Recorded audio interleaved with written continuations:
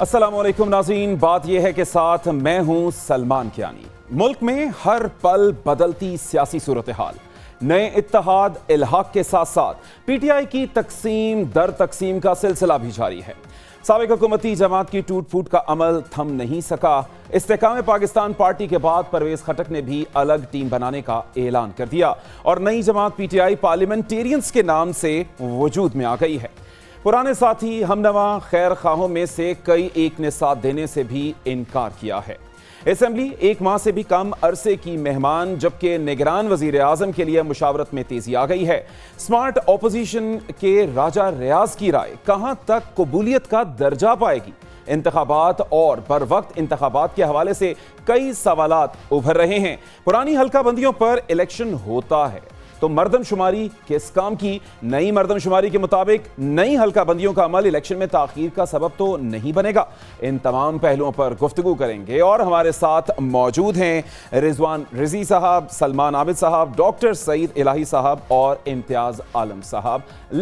لیکن ایک مختصر سے بریک کے بعد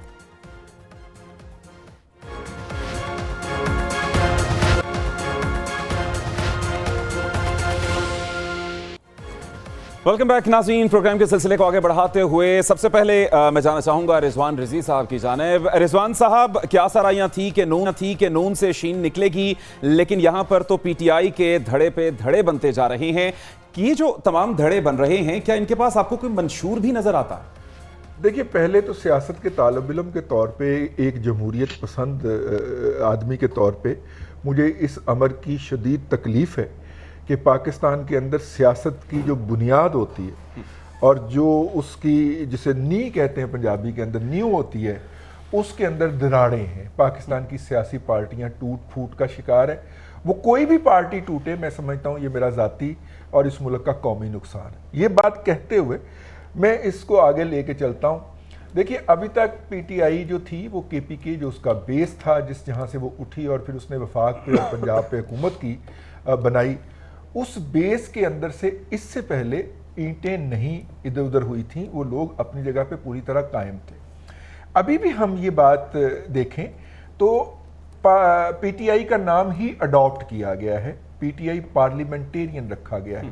اس سے پہلے اس ملک کی سیاسی تاریخ میں پیپلز پارٹی پارلیمنٹیرین بھی بن چکی ہے، اور وہ مشرف صاحب کی منتخب کردہ اسمبلی جو 2002 میں تھی، سلمان صاحب 2002 والی نا؟ 2002 کی اسمبلی کے اندر حکومت سازی میں اپنی خدمات فراہم کر چکی ہے۔ اور بائی دا وے وہ پارٹی آج بھی موجود ہے اور پیپلز پارٹی کی موجودہ قیادت کے پاس ہی موجود ہے، اور وہ اس کی ڈی رجسٹریشن نہیں ہوئی الیکشن کمیشن آف پاکستان سے، وہ ایز اے پولیٹیکل اینٹی موجود ہے۔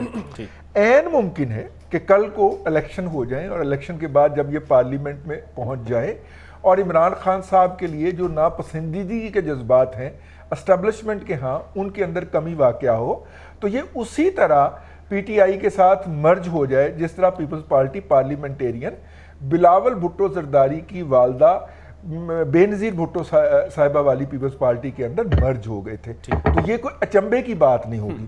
پہلی بات تو یہ ہے۔ دوسرا، اس کا ہمیں پتہ کیسے، اس سے بہت پہلے پتہ چل جائے گا، اور پتہ اس کا ایسے چلے گا کہ جب آئندہ الیکشن کے اندر یہ جو 57 لوگ P T I Imran Khan صاحب والی پی ٹی آئی چھوڑنے کے دعوے دار ہیں، جب یہ کنٹیسٹ کریں گے اپنی کانسٹیچوئنسیز کے اندر، تو اگر ان کانسٹیچوئنسیز کے اندر عمران صاحب نے وہ جہاں پہ بھی ہوں، وہ زمان پارک میں ہو، گلی بنی گالہ میں ہو یا وہ جیل میں ہو، ٹکٹ تو انہوں نے جاری کرنی ہے۔ اگر انہوں نے ان کانسٹیچوئنسیز کے اندر ٹکٹ جاری کی پی ٹی آئی کے اپنے کینڈیڈیٹس کو، تو اس کا مطلب ہوگا کہ یہ کوئی انڈیپینڈنٹ موو تھی۔ اگر وہ ٹکٹس جاری نہیں کریں گے تو اس کا مطلب ہے کہ یہ پی ٹی آئی پارلیمنٹیرین ہے اور مستقبل کے اندر جا کے عمران خان صاحب کے قدموں میں ہی بیٹھے گی۔ صحیح۔ اچھا سلمان عابد صاحب، جو اب ہم دیکھتے ہیں تمام سلسلہ، اس میں ہمیں پرویز خٹک تو نظر آتے ہیں، دوسری جانب اسد کیسر ابھی تک بڑے خاموش ہیں۔ کیا انہوں نے بھی کوئی نئی دھڑا بندی تو نہیں کرنی؟ اسد کیسر نے تو آج وضاحت کر دی ہے نا، اور انہوں نے کہا کہ پرویز خٹک صاحب کو نیا سفر مبارک ہو، ہم وہیں کھڑے ہیں جہاں پہلے کھڑے تھے، اور یہ پہلے بھی وہ 2-3 دفعہ کہہ چکے ہیں۔ دیکھیے، ماضی کے تجربات کو ذرا دیکھیے، صورتحال میں چہرے بدلے ہیں، عمل وہی ہے۔ پیپلز پارٹی پیٹریاٹ بھی بنی تھی، آپ کو یاد ہوگا، اور وہ پیپلز پارٹی کو کمزور کرنے کے لیے بنی تھی۔ پھر اس کے ساتھ ساتھ پھر ہم نے دیکھا کہ جناب مسلم لیگ کاف بنائی گئی تھی مسلم لیگ نون کو کمزور کرنے کے لیے. پھر ہم نے دیکھا اس میں سے پی ٹی آئی کی نظریاتی گروپ بھی بن گیا تھا, اگرچہ اس کو کوئی اسٹیبلشمنٹ کی سپورٹ نہیں تھی لیکن سامنے آ گیا تھا. پھر شہید بھٹو گروپ بنا, شاید پیپلز پارٹی کا زور توڑ دے گا. پھر اس کے بعد مولانا شیرانی صاحب بغاوت کر گئے JUI سے. ہمارے ہاں یہ سب چیزیں چلتی ہیں, پیپلز پارٹی شیر پاؤ جو ہے یہ سب چلتی ہیں. یہ ایک خاص وقت کے لیے استعمال کی جاتی ہیں, جب وہ مقصد نکل جاتا ہے تو پھر یہ جماعتیں غیر اہم ہو جاتی ہیں. آج کی صورتحال بڑی دلچسپ ہے, دو جو واقعہ نا آپ کو سمجھ آ جائیں گی. یہ ایک ملک واجد صاحب ہیں اور ارباب وسیم صاحب, یہ دو سابقہ MPA ہیں. ابھی 2 دن پہلے ان کو اریسٹ کیا گیا اور 2 دن کا ان کا جسمانی ریمانڈ لیا گیا. آج موصوف دونوں جو ہیں وہ اس پریس کانفرنس میں موجود تھے اور ان کی بیل نہیں ہوئی. ان کی بیل نہیں ہوئی, یہ ذرا ذہن میں رکھیے گا. یہ شاندار کارنامہ پاکستان کے اندر ہی ہو سکتا ہے کہ لوگ پولیس کسٹڈی میں ہو اور وہ جا کے اس پریس کانفرنس میں بھی بیٹھے ہو جہاں بیٹھ کے وہ نئی سیاسی جماعت کی تشکیل ہو رہی ہے. اور ایک سوات کے وہ مرحوم مردہ جو ہے مردہ تصویر. پھر اس کے بعد ذرا دیکھیے یہ جو 57 لوگ شامل ہوئے ہیں اس میں زیادہ تر لوگ کون ہیں؟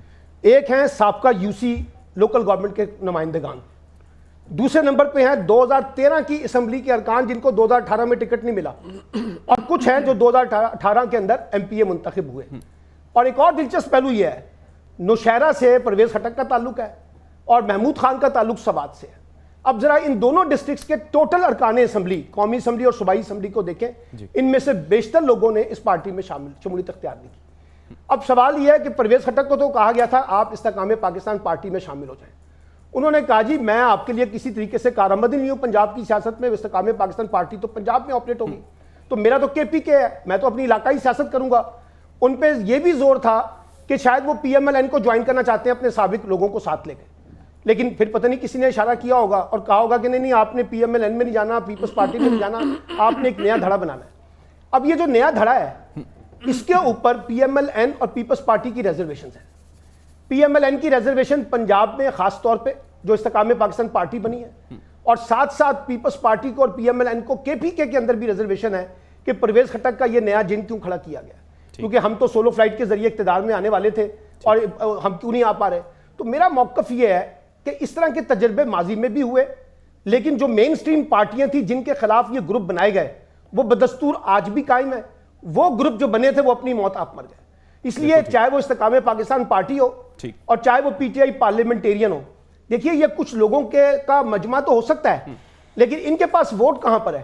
پرویز خٹک نوشہرہ سے جیت جائیں تو بڑی بات ہے, وہ پورے KPK میں اپنے نام سے کن کو جتائیں گے, محمود خان اپنے نام سے کن کو جتائیں گے, یہ ایک سوالیہ نشان تو موجود رہے گا نا. یہی ایک بڑا سوال, اور اسی پہ یہی جاننا چاہیں گے کہ خاص طور پر جہاں پر نظریاتی سیاست کی بات ہوتی ہے وہاں پر کیا اب لوگ شخصیت پرستی کی جانب مائل ہو سکتے ہیں؟ اگر آپ مجھ سے پوچھ رہے ہیں تو میں یہ کہوں گا دیکھیے شخصیت پرستی پاکستان کی سیاست میں ہمیشہ سے رہی ہے اور بڑی بڑی سیاسی خاندان, سیاسی شخصیات, ان کا بڑا اثر ہوتا ہے. لیکن یہ جو سیاسی شخصیات جن کی ہم ذکر کر رہے ہیں, پرویز خٹک اور محمود خان, یہ تو خود بیچارے جو ہے PTI کے ٹکٹ کی وجہ سے الیکشن جیتے تھے نا.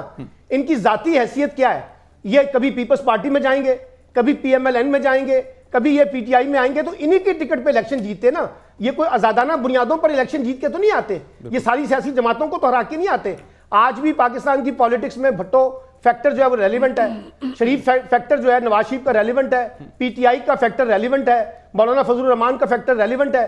تو جب تک یہ سیاسی بڑی شخصیات موجود ہیں, ان کے اندر سے اس طرح کی جماعتوں کا نکالنا وقتی فائدہ تو دے سکتا ہے, لیکن اوورآل ڈیموکریسی, جمہوریت اور یہ جو خاص طور پہ سازشی کھیل ہے, اس کی مدد سے سیاسی جماعتوں کو کمزور کرنا, کسی کو گرانا, کسی کو سامنے لانا, کسی کو کھڑا کرنا, کسی کے ہاتھ پیر باندھنا اور کسی کو میدان میں اتارنے سے پاکستان کی سیاست اور جمہوریت کی کوئی خدمت ہونے والی نہیں ہے. یہ تجربہ بھی کر کے دیکھ لیں, پرویز خٹک بھی اور محمود خان بھی, پتہ چل جائے گا جب اگر کبھی الیکشن ہوتے ہیں تو پتہ چلے گا کہ یہ خود اپنی سیٹیں کس طرح سے بچا پائیں. اچھا امتیاز عالم صاحب, یہیں پہ آپ سے بھی پوچھنا چاہیں گے کہ خاص طور پر یہ تمام صورتحال بنتی نظر آتی ہے, اس سے پہلے استحکام پاکستان پارٹی آتی ہے, تو کیا آپ کو لگتا تھا کہ وہ تجربہ اتنا اچھا تھا کہ اس کے بعد ایک اور نئی پارٹی جو ہے وہ اب یہاں پہ ہمیں انٹر ہوتی ہوئی نظر آتی؟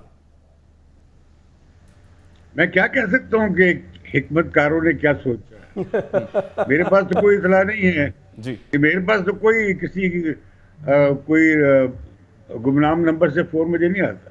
صحیح نہیں, بس یہی اس پہ یہ تجزیہ دیکھنا چاہتے تھے کہ خاص طور پر جس طرح سے معاملات اس سے پہلے چلے. آپ دیکھیے, آپ سیاست مجھ سے آپ نے بلایا ہے مجھے, اب میں تجزیہ کروں کہ یہ جو خٹک صاحب ہیں یہ کیا ہیں اور یہ ان کے ساتھ کیوں نہیں ملے جو پنجاب والے ہیں، یہ میرے لیے کوئی ایسے اہم موضوع نہیں ہے. یہ سیاست کے بارے میں کھلاڑی ہیں، یہ ہوتا رہتا ہے. بات یہ ہے کہ کیا الیکشن ہو سکیں گے، اور الیکشن ہوں گے تو پھر کیسے ہوں گے؟ کیا عمران خان کو نکال کر الیکشن ہوں گے، اس کی پارٹی کو میدان سے نکال کر الیکشن ہوں گے؟ تو وہ الیکشن انہیں نکال کر یا نواز شریف کو باہر رکھ کر الیکشن ہوں گے، تو ان الیکشنز کی لیجیٹیمیسی نہیں ہوگی. دوسری بات یہ ہے کہ اب عمران خان کا کانٹا پھنسا ہوا گلے میں، نہ اگلا جاتا ہے نہ نکلا جاتا ہے. تو لگتا یہ ہے کہ عمران خان تو ڈسکوالیفائی نہیں ہو سکیں گے جب تک الیکشن اگر وقت پہ ہو رہا ہے. تو لہٰذا پھر یہ سوال رہے گا کہ الیکشن ہوں یا نہ ہوں. میرا خیال ہے اس میں ایک بڑا غلط اوور ایسٹیمیشن ہے. وہ یہ ہے کہ عمران خان کو سمجھا جا رہا ہے کہ وہ بہت پاپولر ہیں، پاپولر تو وہ بہت ہیں، اور کافی ان کا شور شرابے والا ایلیمنٹ کافی ان کے ساتھ ہے. لیکن جہاں تک ووٹنگ کی بات ہے، انتخابات کی بات ہے، میں نہیں سمجھتا کہ عمران خان کوئی بہت زیادہ سیٹیں لے سکتے ہیں اگر زیادہ انتخابات بھی ہوں. اچھا ٹھیک، یہ ایسے لوگ بیٹھ کر یہاں تجزیے کرتے رہتے ہیں. انتخابی سیاست بالکل انٹائرلی ڈفرینٹ ہے. بالکل ٹھیک. پچھلی بار جب وہ پاپولر تھے کتنے ووٹ لے لیے تھے اور کتنی سیٹس لے لی تھی، تو ان کی تو میجورٹی بھی نہیں آ سکی. اب تو اور بھی کم ہو جائے گا، خاص طور پر 9 مئی کے بعد، کیونکہ عمران خان کی زیادہ تر حمایت ان مڈل کلاس کے حلقوں میں تھی جو پرو فوج بھی تھے اور اینٹی پولیٹیشین بھی تھے. اور عمران خان چونکہ اینٹی پولیٹیشین جندے پر آئے تھے کرپشن کے حوالے سے، سبھی کرپٹ ہیں، صرف میں ایک شریف آدمی ہوں، تو لہذا وہ لوگ ان کے ساتھ چلے گئے.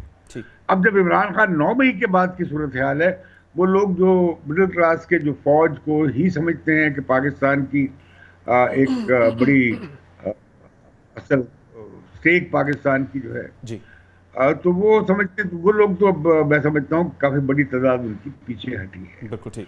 پھر ان کی پارٹی ٹوٹ گئی ہے.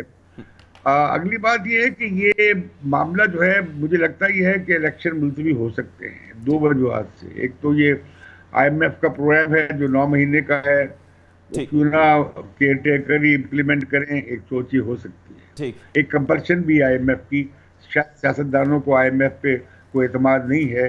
اچھا امتیاز صاحب، یقینی طور پر اس تمام پہلو پہ، خاص طور پہ الیکشن کے اوپر ہم بڑی ایک سیر حاصل گفتگو کریں گے اپنے اسی پروگرام کے اندر. بات اگر ہم نظریاتی سیاست کی کریں تو ڈاکٹر سعید الہی صاحب، الیکٹیبلز کا ایک جو فینومینن تھا وہ اس وقت اس تمام صورتحال کے اوپر ہمیں کہاں پر نظر آتا ہے، اور کیا اب وہ جو الیکٹیبلز تھے ان کی کیا تمام تر صورتحال ویسی ہی ہوگی جیسے اس سے پچھلے الیکشنز میں ہوتی تھی؟ جی ہاں بالکل. میرے خیال میں جو الیکٹیبلز ہیں پاکستان میں، ان کے آپ دیکھیں ایریا وائز، پنجاب میں ساؤتھ اور نارتھ، اس طرح KP میں ان کا جو نارتھ اور ویسٹ ہے جو اینڈز ہیں، اس طرح ہی سندھ میں بھی دیکھ لیں. لیکن بلوچستان میں بھی بہت زیادہ لوگ ہیں، جو 2 بیلٹس ہیں، پشتون اور بلوچ بیلٹ، اس میں انڈیپینڈنٹ لوگ جیتتے ہیں.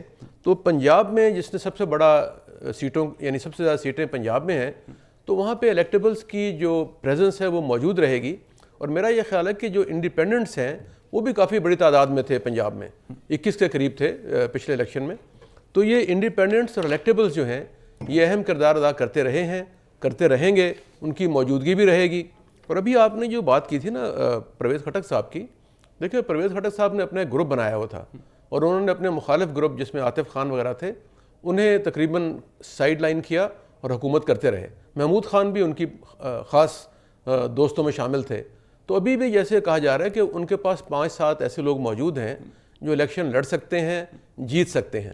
اور اس کے بعد ابھی الیکشن میں جیسے بتایا گیا کافی وقت درکار ہے، تو اس دوران میرا خیال میں وہ اپنے جو چند لوگ ہیں انہیں وہاں مضبوط کر سکتے ہیں اور بالآخر وہ الیکشن جیت بھی سکتے ہیں.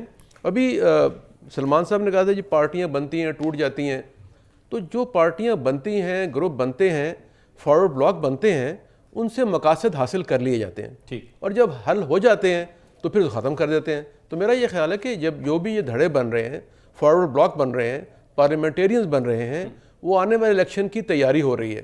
اور اس الیکشن میں جو اہداف ہیں، جو سوچے گئے ہیں، سمجھے گئے ہیں، انہیں حاصل کیے جانے کے بعد اگر وہ بکھر بھی جائیں تو اس سے کوئی فرق نہیں پڑے گا. ٹھیک ہے ٹھیک. اچھا رضوان رضی صاحب، خاص طور پر جب ہم الیکٹیبلز کی بات کرتے ہیں، ابھی جس طرح سے ڈاکٹر صاحب کہہ رہے تھے کہ الیکٹیبلز کا فینومینن ہمیشہ وہیں پہ رہتا ہے اور رہے گا، آپ کیا سمجھتے ہیں کہ ایسے میں جو خاص طور پر نظریاتی سیاست کے حوالے سے اور نظریے کے ووٹ کے حوالے سے جو نعرے لگائے جاتے ہیں تو کس حد تک کارآمد ہیں؟ کیا واقعی کچھ ایسے ہیں یا بالکل سب کچھ الیکٹیبلز پہ ہی چل رہا ہے؟ دیکھیے، اگر الیکٹیبل پہ سب کچھ چلتا ہو تو ان الیکٹیبلز کو مختلف پارٹیوں کی چھتر چھایا میں جانے کی ضرورت نہ پڑے. یہ وہ لوگ ہوتے ہیں جن کے پاس 10,000 15,000 20,000 30,000 ووٹ ہوتے ہیں اور وہ الیکٹیبل کہلاتے ہیں، اور وہ کسی پارٹی کا، عمران خان کا، نواز شریف کا، بلاول بھٹو زرداری کا ٹکٹ لیتے ہیں تو کچھ ووٹ ان کو اس پارٹی کے مل جاتے ہیں اور یوں وہ کمپٹیشن میں آ جاتے ہیں اور منتخب ہو جاتے ہیں. اور اگر وہ ان کو اگر وہ اس قابل ہوں، یہ میری بات نوٹ کی جائے، اگر وہ اس قابل ہوں کہ انہیں کسی پارٹی کی ضرورت نہ ہو تو پھر یہ لوگ انڈیپینڈنٹ لڑتے ہیں. انہیں کیا ضرورت ہے وہ کسی کا جا کے احسان اٹھائیں اور کسی کے نعرے لگائیں اور کسی کے جلسوں کے آگے پیچھے بھنگڑا ڈالیں. یہ الیکٹیبل جو ہیں یہ اس طرح کے ہوتے ہیں اور ابھی تک یہ اتنی بڑی تعداد میں نہیں ہوئے. آپ دیکھیں کتنے لوگ انڈیپینڈنٹلی منتخب ہو کے آتے ہیں پارٹیوں سے، اور اگر یہ پروسیس چلتا رہے ہمارے ہاں جمہوریتوں کا اور مخصوص وقت کے بعد الیکشن ہوتے رہیں تو آپ دیکھیے گا یہ سکیننگ ہو جائے گی اور یہ جو چھوٹی موٹی پارٹیاں یہ بھی اڑ جائیں گی، مین سٹریم میں آ کے 2 سے 3 پارٹیاں رہ جائیں گی. تو خیر یہ جو الیکٹیبلز ہیں ان کا سر وہ مقام نہیں ہے جس کو ہم نے سر پہ اٹھایا ہوا ہے. یہ جو صاحبان ہیں یہ پی ٹی آئی کے اندر الیکٹیبل ہو سکتے ہیں لیکن اس پارٹی کے اندر وہ الیکٹیبلز نہیں ہوں گے. یہ بات اپنے مطلب کہ جب ان کو عمران خان کی وہ حمایت حاصل نہیں ہوگی یا عمران خان کی جو ان کی جو فالوئنگ کا ووٹ ہے وہ جب ان کو نہیں ملے گا تو یہ الیکٹیبلز پھر الیکٹیبلز نہیں رہیں گے. رضی صاحب، یہ جو لوگ تھے نا، یہ عمران خان صاحب کے آنے سے پہلے بھی انڈیپینڈنٹلی جیتے رہے ہیں. تو چند لوگ تو ہو سکتے ہیں لیکن جو میجورٹی انڈیپینڈنٹ ہیں وہ عمران صاحب سے پہلے، نواز شریف صاحب سے پہلے، ایون زرداری صاحب سے پہلے انڈیپینڈنٹ الیکشن جیتے آتے ہیں. لیکن دیکھیے آپ دیکھیں نا جو اس گروپ کے سربراہ ہیں، میں سوری آپ سے معذرت کے ساتھ اختلاف کر رہا ہوں، پرویز خٹک صاحب کو لے لیتے ہیں. پرویز خٹک صاحب نے پیپلز پارٹی کے اندر اپنی سیاست کی، اے این پی کے اندر سیاست کی، اس کے بعد پی ٹی آئی میں گھس آئے. اگر وہ اتنے ترب خان ہوتے تو وہ کبھی آزاد ہی منتخب ہو کے چھوڑتے. جو مستند انڈیپینڈنٹس ہیں نا، جیسے پنجاب کے ساؤتھ میں، میں ان کی بات کر رہا ہوں. اچھا ٹھیک ٹھیک ٹھیک. اچھا سلمان صاحب، یہی والی بات آگے اگر لے کر چلیں تو خاص طور پر الیکٹیبلز کا فینومینن اگر وہیں پر موجود ہے اور بات کی جاتی ہے نظریاتی سیاست کی، تو جس طرح سے بھی کہا جا رہا تھا کہ خاص اس حد تک تو نہیں لیکن اوور آل اگر سیاست دیکھی جائے تو اس میں الیکٹیبلز کیا آج اسی طرح سے ہی جیسے کہ اس سے پچھلے الیکشنز کے اندر موجود ہوتے تھے اور جو ایک اپنی ایک جو ہے ایک ول کے مطابق جو جس طرح سے آگے کی طرف جانے کی کوشش کرتے تھے تو کامیاب ہوتے تھے، لیکن کیا اس میں بھی کچھ اب ان کو ویسی ہی فوقیت مل سکتی ہے یا سپورٹ مل سکتی؟ دیکھیے پہلی بات تو ذرا تصحیح کریں، پاکستان میں نظریاتی سیاست اب کہاں رہی ہے؟ یہ تو مفاداتی سیاست ہے، کاروباری سیاست ہے، شخصی سیاست ہے، طاقت کی سیاست ہے.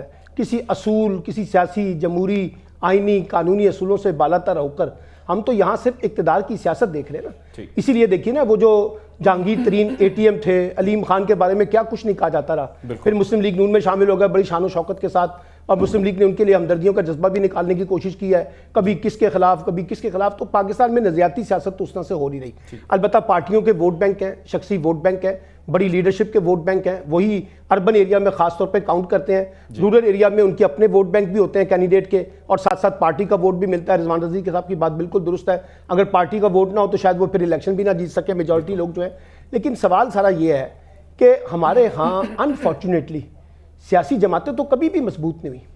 سیاسی جماعتوں کے سامنے بھی سمجھوتے رہے نا، انہوں نے جا کر الیکٹیبلز کے اوپر یہ انحصار کیا نا، اور انہوں نے انہی الیکٹیبلز کے اوپر بیس کر کے وہ جو مسلم لیگ کاف میں تھے انجوائے کر رہے تھے جنرل مشرف کے ساتھ، انہی کو پی ایم ایل این کی ٹکٹیں بھی دے دی. اسی طریقے سے جو لوگ مشرف کے ساتھ بیٹھے تھے ان کو کے پی کے میں بانٹ کے صوبائی صدر بھی بنا دیا امیر مقام صاحب کو. تو ہمارے ہاں جو پارٹیاں فیصلے کرتی ہیں یا پی ٹی آئی میں جو لوگ آئے تھے وہ کسی اصول اور نظریے کے تحت تو نہیں آئے تھے. انہوں نے دیکھا کہ طاقت کا سرچشمہ جو ہے اس وقت پی ٹی آئی کے ساتھ ہے تو وہ بھی شامل ہو گئے. آج آپ نے دیکھا کہ استحکام پاکستان کے اندر ہوا بھرنے کی کوشش کی جا رہی ہے تو لوگ ادھر چلے جائیں گے، لوگ پرویز خٹک کے پاس چلے جائیں گے، کہیں پیپلز پارٹی میں چلے جائیں گے، کہیں پی ایم ایل این میں.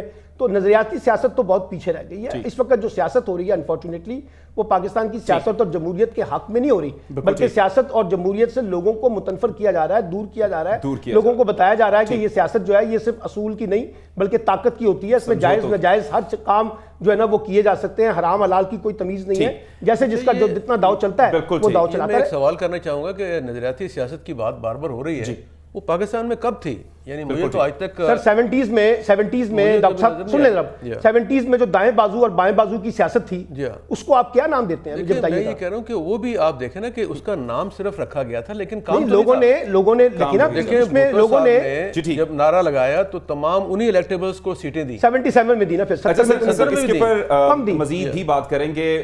فی الوقت ایک بریک کی جانب بڑھیں گے اور بریک کے بعد خاص طور پر جو ایک اہم اس وقت موضوع ہے وہ ہے کہ نگران وزیر اعظم کون ہوگا. اس کے پر ایک گفتگو کا سلسلہ شروع کریں گے لیکن ایک مختصر سے بریک کے بعد.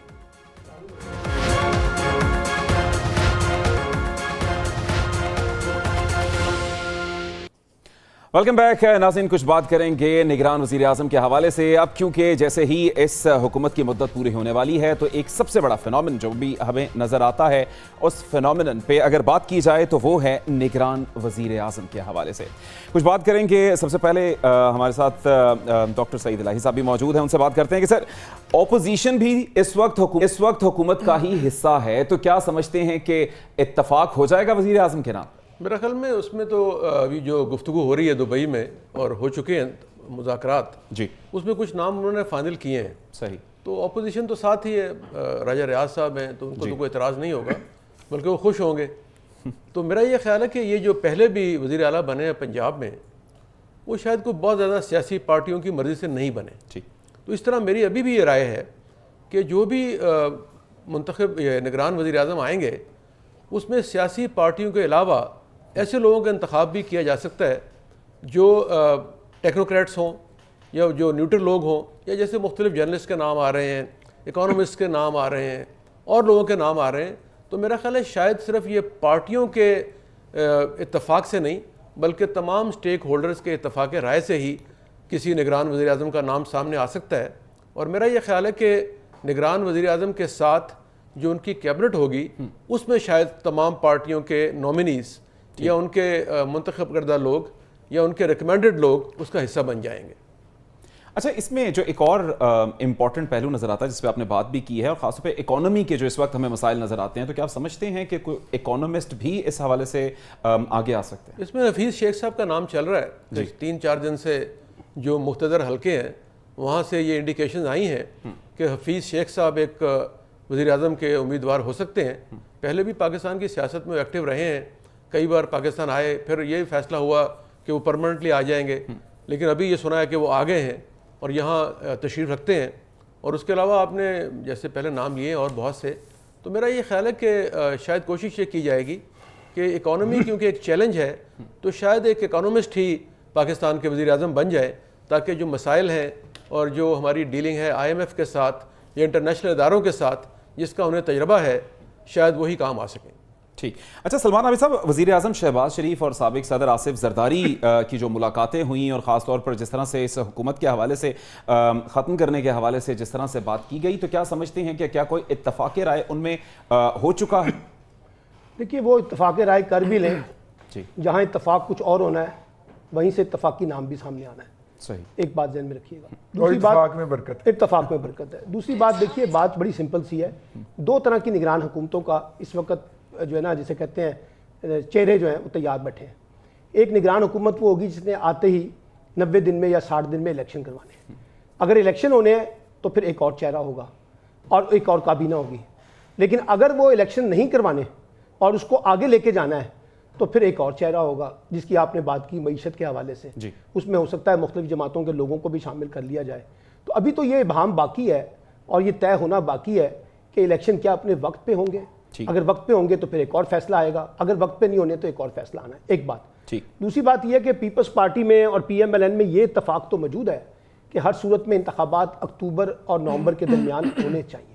لیکن کچھ بہت سے سیاسی پنڈت جو ہیں وہ یہ کہہ رہے ہیں کہ الیکشن نہیں ہوں گے. جیسے ابھی امتیاز عالم صاحب نے بھی خدشے کا اظہار کیا, ڈاکٹر سعید الہی صاحب بھی کہتے ہیں, میں بھی کہتا ہوں, اور بہت سے لوگوں نے لکھا ہے, زاہد حسین نے لکھا ہے مظہر عباس کہہ رہے ہیں.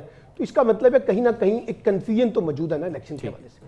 اب پیپلز پارٹی اور پی ایم ایل این جو ہے وہ اس کنفیوژن کو دور کرنا چاہتے ہیں کہ الیکشن وقت پہ ہوں, کیونکہ ان کو لگتا ہے کہ اگر الیکشن وقت پہ نہ ہوئے تو بہت سی چیزیں پھر ہمارے ہاتھ سے نکل جائیں گی. اور جب آپ ایک دفعہ الیکشن نہیں کروائیں گے تو پھر یہ کہنا کہ جی اچھا نومبر میں نہیں ہوں گے تو مارچ میں ہو جائیں گے, پھر وہ مارچ والی بات بھی پھر لمبی ہو سکتی ہے نا. تو اس لیے ان کو سوٹ نہیں کرتا. جو پولیٹیکل لوگ ہوں گے وہ کہیں گے جی الیکشن ہو, اور الیکشن کے بعد سینیریو جو ہے نا وہ ہمارے حق میں بنتا ہوا نظر آیا. کیونکہ پیپلز پارٹی اور پی ایم ایل این اس وقت دو قوتیں ہیں, وہ سمجھتی ہیں 9 مئی کے بعد پی ٹی آئی جو ہے وہ ایک المیے سے دو چار ہے, اس لیے ان کے لیے الیکشن جیتنا اتنا آسان نہیں ہوگا. ہم آسانی سے جیت سکتے ہیں الیکشن, اور ویسے بھی جنہوں نے سیاسی بندوبست کرنا ہوتا ہے وہ ابھی طے کر چکے ہیں کہ پی ٹی آئی کے لیے کوئی راستہ نہیں ہے. تو اس کا مطلب ہے چانسز ان کے زیادہ ہیں, اسی لیے وہ چاہتے ہیں کہ الیکشن ہو. لیکن ابھی بہت کچھ میں نے کہا نا کہ طے ہونا باقی ہے. فوری طور پہ ہم یہ کہیں نا کہ یہ سارے معاملات طے ہو جائیں گے. اب راجہ ریاض کو کون پوچھتا ہے, اس کو تو بیچارے کو اپنے حلقے کے لوگ نہیں پوچھ رہے اور وہ پی ایم ایل این سے ٹکٹ مانگتا پھر رہا ہے. تو اس لیے اس کے بارے میں زیادہ پریشان نہ ہوا کریں. یہ اپوزیشن لیڈر, حکومت, حکمران اتحاد, اصل فیصلہ تو نواز شریف صاحب کے پاس ہے. نواز شریف صاحب کس طرح سے چیزوں کو دیکھتے ہیں, کیونکہ ان کی واپسی کے بارے میں بھی جو باتیں کی جا رہی تھیں وہ ٹھنڈی پڑ گئی ہیں. اور مریم نواز نے بھی ابھی فی الحال چپ کا روزہ رکھا ہوا ہے. تو پی ایم ایل این کے اندر بھی ایک تھوڑا سا ایک کنفیوژن ہے کہ یہ کس طریقے سے ساری چیزیں کی جا رہی ہیں. اور اگر عمران خان کو الیکشن میں حصہ نہیں لینے دینا تو پھر یہ کیسے ہو جائے گا کہ نواز شریف صاحب الیکشن میں حصہ لیں گے. تو بہت سی چیزیں میں نے کہا کہ ابھی کانٹرڈکشنز کے اندر موجود ہیں. دیکھتے ہیں کہ آنے والے دنوں میں جب یہ 12 اگست کو یا 8 اگست کو یا 10 اگست کو حکومت جاتی ہے تو خدشہ یہ ہے کہ نگران سیٹ اپ جو ہے نا کہ کہیں وہ لمبا نہ ہو جائے اور آئین کے تحت جو الیکشن ہونے ہیں 90 دن میں یا 60 دن میں شاید وہ پیچھے چلے جائیں. اچھا رضوان صاحب, آپ اس پہ کیا کہیں گے, کوئی کمنٹ کرنا چاہیں کہ کیا واقعی یہ ٹینیور یہیں تک رہے گا کہ یہاں پھر بڑھ بھی سکتا ہے اس تمام صورت؟ دیکھیے دو پہلو ہیں اس کے, اور میں بڑی معذرت کے ساتھ مجھے سمجھ نہیں آتی وہ لوگ کس بنیاد کے اوپر تجزیہ کرتے ہیں. ملک ہمارا جو ہے وہ ڈیفالٹ کے برنک سے واپس آیا, اور 2 حکومتوں کے 4 وزرائے خزانہ نے منتیں کر لی, ترلے کر لیے آئی ایم ایف کے, اور پھر جا کے آپ کو انہوں نے 9 ماہ کی لیز آف لائف دی ہے اور تقسیم کر کے دی ہے باقاعدہ کہ اس حکومت کو یہ $1.25 ارب ملے گا, $1 ارب جو ہے وہ اگلی حکومت کو ملے گا, اور $1 ارب منتخب حکومت کو ملے گا جو الیکشن کے نتیجے میں وجود میں آئے گی. صحیح.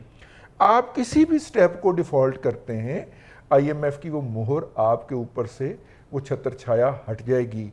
آپ کا ملک اکنومیکلی اس میں چلا جائے گا جس کو کہتے ہیں ولنریبلٹی میں چلا جائے گا. بھائی ہم یہ ولنریبلٹی افورڈ نہیں کرتے, ایک بات.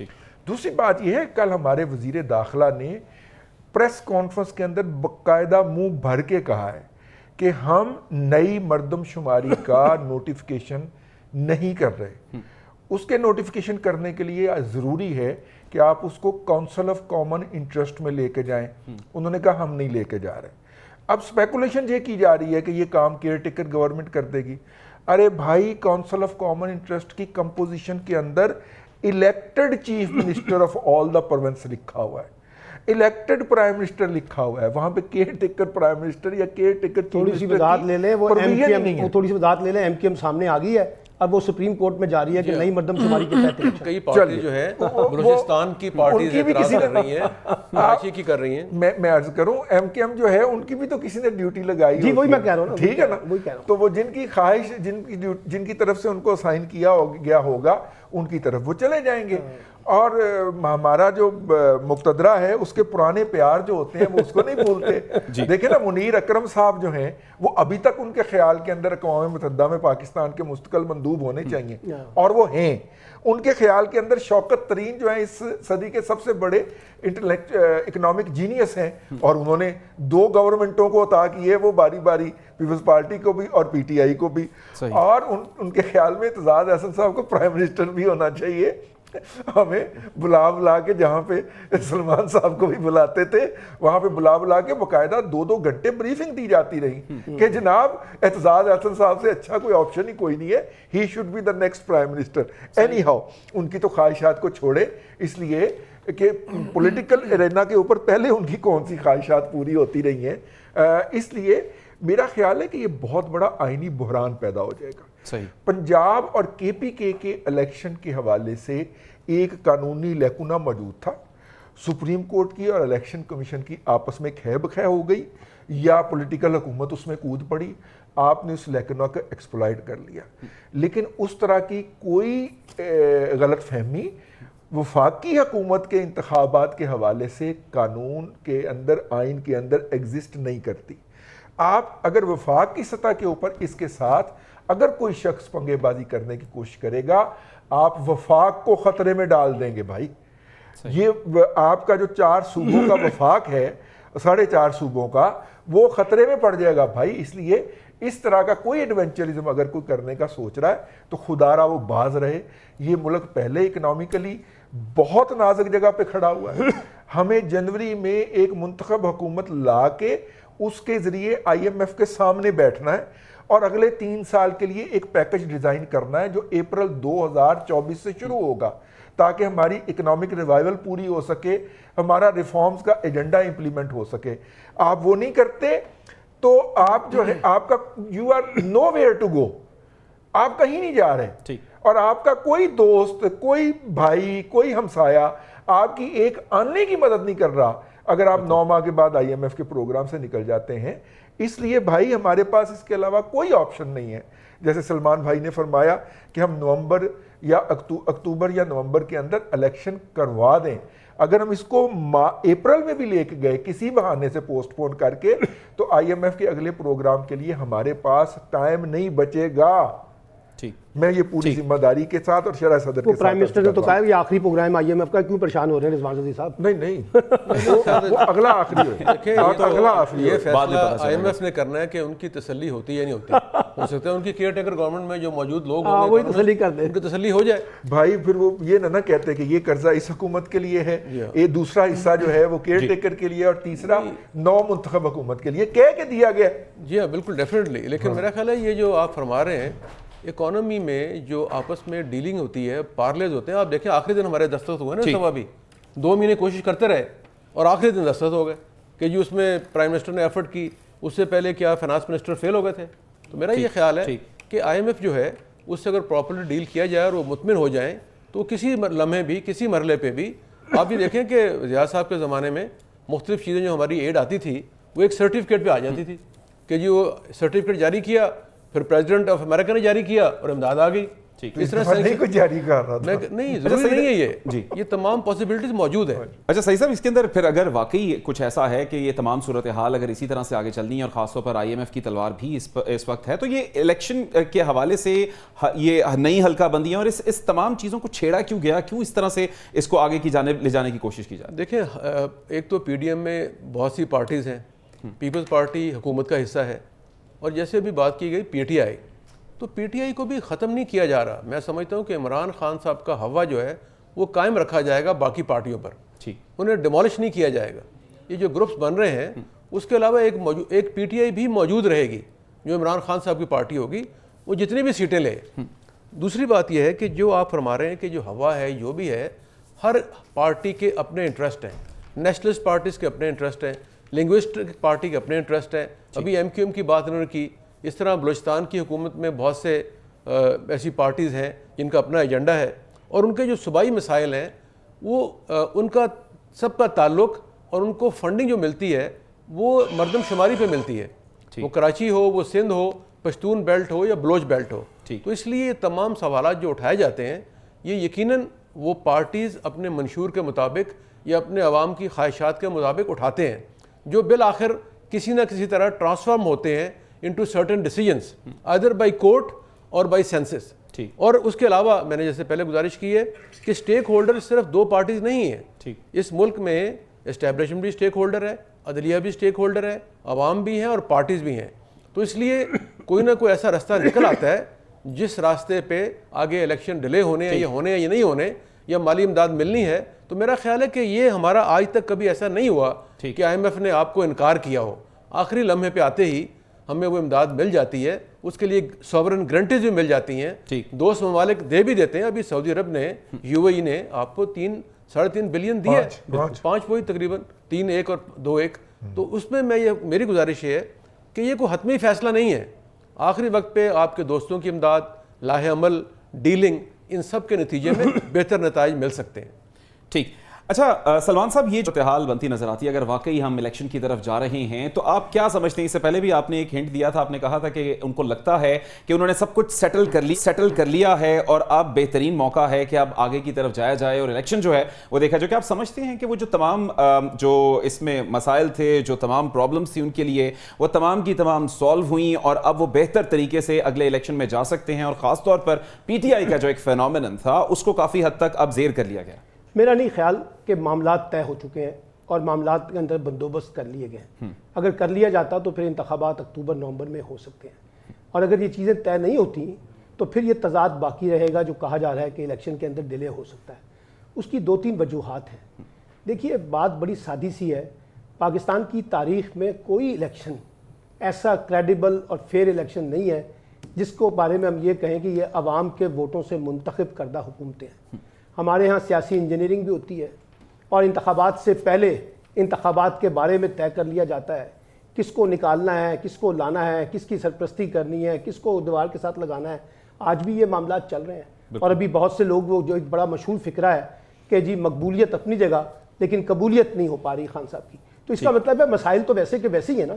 تو یہ جو فیئر الیکشن کی بات ہے اس کو تو ہم بہت پیچھے چھوڑ رہے ہیں انفارچونیٹلی. اور آج جس وقت میں آپ سے بات کر رہا ہوں پاکستان میں ڈیموکریٹک سپیس جو ہے وہ کم ہوئی ہے. ڈیموکریٹک لوگوں کے پاس فیصلوں کی طاقت وہ نہیں ہے جو ان کے پاس ہونی چاہیے تھی. اب فیصلے صرف ڈیموکریٹک لوگ نہیں کر رہے، کوئی اور بھی کر رہے ہیں. جیسے بھی ہم نے کہا کہ نگران حکومت کا فیصلہ کہاں ہونا ہے، یہ سب باتیں سوالات تو موجود ہیں نا. اس لیے میں یہ کہتا ہوں کہ اصل میں جو بات ابھی رضوان رضی صاحب نے بھی کی، میں ہمیشہ سے کہتا ہوں الیکشن اگر لیٹ ہوئے تو اس کا نقصان ہوگا، ایک بات. اور اسی طرح سے میں کہتا ہوں کہ ماضی کے تجربوں سے یہ سبق سیکھیں. یہ جو سیاسی انجینئرنگ ہے، الیکشن کے اندر منورنگ ہے، سیاسی جماعتوں کو پسند و ناپسند کی بنیاد پہ لانے کا جو عمل ہے، اس سے ہمیں باہر نکلنا چاہیے. اور دیکھیے آج یقینی طور پہ حکمران اتحاد خوش ہوگا کیونکہ پی ٹی آئی جو ہے وہ سخت جسے کہتے ہیں نا عذاب میں پڑی ہوئی ہے اور ان کو چاروں طرف سے گھیر لیا گیا ہے. لیکن یہ صورتحال 2018 میں پی ایم ایل ان کے پاس بھی تھی نا، اس وقت خان صاحب انجوائے کر رہے تھے. آج خان صاحب عذاب میں ہیں، یہ جماعتیں انجوائے کر رہی ہیں. تو اگر ہم نے سیاسی جماعتوں نے یہی کچھ کرنا ہے، اپنے اپنے دور کے اندر اپنی اسٹیبلشمنٹ کے ساتھ مل کے کچھ معاملات طے کر کے اپنے مخالفین کو دبانے کا کھیل جو ہے وہ اسی طرح سے کھیلنا ہے جو سب پچھلے 70 سالوں سے چل رہا ہے. تو پھر اس سے ہم نے کیا سیکھا، ہماری سیاست نے کیا سیکھا، جمہوریت نے کیا سیکھا؟ وہ جو پارلیمان کی بالادستی کی جنگ تھی، وہ جو ووٹ کو عزت دو تھی، وہ جو آئین اور قانون کی بالادستی کی جنگ تھی، یہ سوالات تو بہت پیچھے رہ گئے نا. ہم اپنی سیاسی دشمنی میں یعنی سیاسی اختلافات میں سیاسی دشمنی کا شکار ہو گئے. اب آپ دیکھیے نا 188 مقدمے بھی ہیں خان صاحب پہ، اب وہ یہود و حنود کے اور اسرائیل کے ایجنٹ بھی بن گئے. ٹھیک ہے نا، سارے الزامات چل رہے ہیں نا. تو ان الزامات یہ نواز شریف پہ بھی چلے ہیں، یہ بے نظیر پہ بھی چلے ہیں، یہ ذوالفقار علی بھٹو پہ بھی چلے ہیں. تو ہم نے سیکھا کیا ہے؟ وہی پرانا چورن جو ہے وہ ہم اپنے سیاسی مخالفین کے خلاف استعمال کرتے ہیں، اس کا کوئی فائدہ نہیں، کوئی فائدہ نہیں. اچھا سلمان صاحب، ہمارے پاس لاسٹ 2 منٹس ہیں، تو اس میں خاص طور پر ایک جو آخری ہماری جو لائن ہے جس کے اوپر ہم بات کرنا چاہیں گے، کیا نئے انتخابات ملک کی معاشی عدم استحکام کے لیے، خاص طور پر اس کو ختم کرنے کے لیے مددگار ثابت ہوں گے؟ سر 1 لائنر چاہوں گا. صرف ایک لائنر ہے جی. اگر انتخابات شفاف طریقے سے ہوتے ہیں تو معاملات آگے بڑھیں گے. انتخابات متنازع ہو گئے تو پھر یہ بحران جو ہے جو ہم ابھی چل رہے ہیں یہ مزید چلے گا. ٹھیک ہے رضوان صاحب. الیکشن جیسے بھی ہونے چاہیے. جو ہارتا ہے اس نے کہنا ہوتا ہے دھاندلی ہوئی ہے. عمران خان صاحب نے ڈیفینیٹلی کہنا ہے، میں آج بیٹھ کے کہہ رہا ہوں، انہوں نے کہنا ہے کہ الیکشن کے نتائج قابل قبول نہیں ہے، لیکن الیکشن ہونے چاہیے اس کے بعد. ٹھیک ہے جی سعید الہی صاحب. میرا خیال میں الیکشن جو ہے اس سے یقیناً ایک تبدیلی آئے گی اور مثبت تبدیلی ہوگی، کیونکہ لوگ اپنے خیالات کا، اپنے جذبات کا اظہار کر دیں گے. تو اس میں میرا خیال ہے کہ جیسے آپ نے کہا، میں اس کے بارے میں بہت پر امید ہوں. ٹھیک ہے، آپ تینوں مہمانوں کا بہت شکریہ. اور ناظرین کہ الیکشنز ہونے چاہیے کیونکہ تبدیلی کا سفر ہمیشہ چینج کے ساتھ آتا ہے، اور الیکشن ہمارے ملک میں ایک تبدیلی کا باعث بنتے ہیں. اب دیکھنا یہ ہے کہ وہ آنے والی تبدیلی ملک کے لیے کتنی بہتر ہوگی. کیا ملک جس عدم استحکام کا شکار ہے کیا اس سے نکل سکے گا؟ تو ناظرین ایک نئے پروگرام کے ساتھ دوبارہ کل حاضر ہوں گے. تب تک اللہ حافظ.